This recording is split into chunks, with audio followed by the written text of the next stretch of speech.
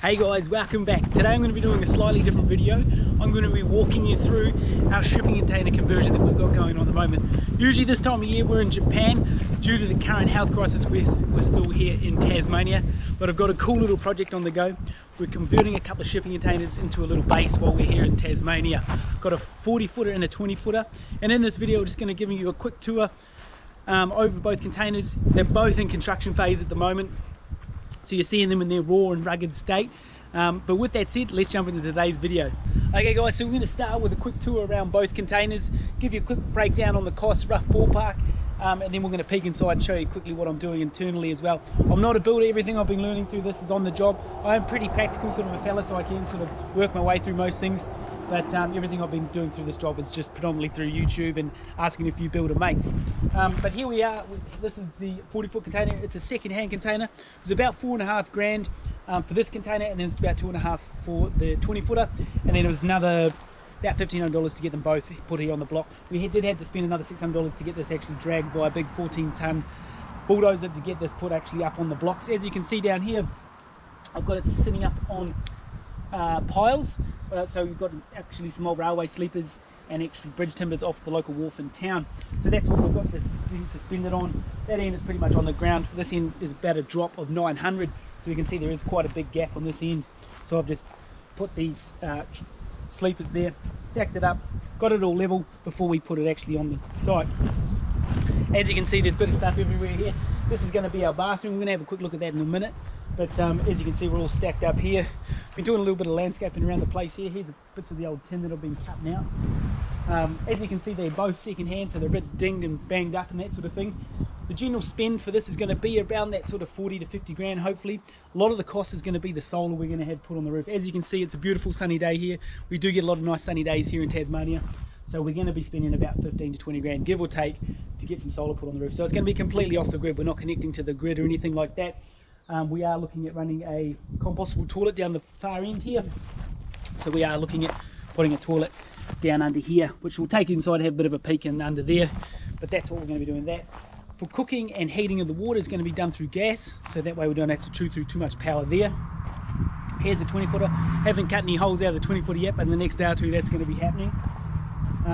Here we have it all through here. This is the back end of it.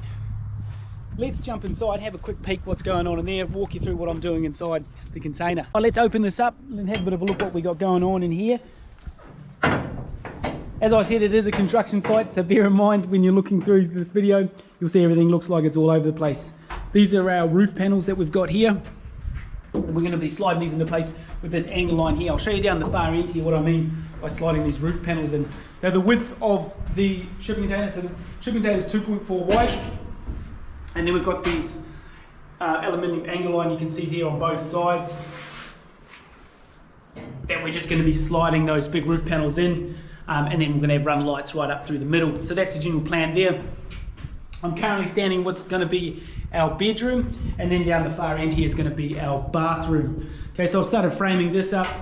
If you can see here on the walls, I've been running the timber this way, so it's not going to start encroaching on our space. I'm real conscious of making sure that the whole thing doesn't start closing in on us, so I'm running the boards this way, rather than traditionally when you're running boards for framing, you're running them this way. Well, I've got to run it that way, and I'm just put little brackets on the top to attach them to the shipping container, rather than screwing through the wall here, because then you're losing your weather-tight integrity as you're screwing through the wall. You've got holes and screws and everything on the side. The side of the shipping container is actually very thin. It's probably only about maybe 3 or 4 mil. So that's why I've stuck to sticking these brackets into the beams at the top and the bottom, keep it pretty solid. This here is going to be our bathroom. Shower's going to go there. Then we're going to have a little toilet there. That's what I was saying about the compostable toilet. Not too sure how we're going to skin that yet. I've been reading a few reports, pros and cons around compostable toilets. Then we have a little vanity here. Nice big window here. We managed to pick up some second-hand windows off Gumtree. We've got 4 big windows. All framed up and the reveals ready to go. Nice big sliding windows with a fly mesh as well. All those for $1,000, so that was a really good score. We're pretty happy with that. So that's the general gist down this end of the shipping container. As we come back up here, this is going to be a nice big glass sliding door, 1.8. That's just from Bunnings. These standard doors that you can get there. And that's going to go out onto a nice big deck that we're going to have at there with a little barbecue, probably have a little shade canopy as well, something along those lines. And this here is going to be sort of our living space. Bedroom, going to have a little bit of a wall here. Living space. Little study room slash baby room down this far end. And then this 20-foot is going to be our kitchen and slash sort of dining space as well, with also another nice big glass sliding door here. A triple stack is going to be a bit over, I think it's 2.7 wide. So it's going to be 2.7 wide by, I can't remember exactly how high it was. But so a nice big open, lot of glass. Have a little fireplace here by the sound of things. Kitchen down this far end. Then we also want to have a nice big sort of open window here that we can have as a little server for a breakfast servery sort of thing. That's the general layout of both containers.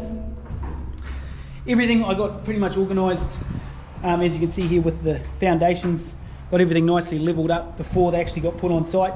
This 20-footer, we were quite lucky that got come on the back of a high-ab truck, so you just managed to pop it pretty much straight in place, so that was perfect, worked out easy in that regard.